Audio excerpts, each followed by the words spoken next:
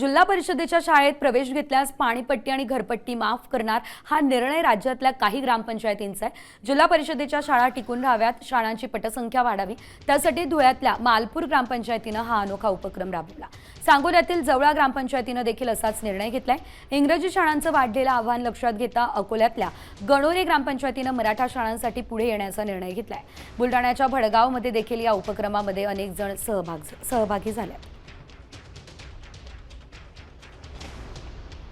गावच्या ग्रामपंचायतीनं माझे तरुण सरपंच सज्जन मागाडे त्यांच्या सगळ्या सहकार्याने हा ऐतिहासिक निर्णय असा घेतलेला आहे, या मुलांना शिक्षणापासून वंचित राहू नये म्हणून आज एक शारदा देवी अभियान या नावानं जो मुलगा जिल्हा परिषदेच्या शाळेमध्ये ॲडमिशन घेईल त्याची घरपट्टी आणि त्याचा ग्रामपंचायतचा कर आम्ही 100% माफ करायचं ठरवलेलं आहे।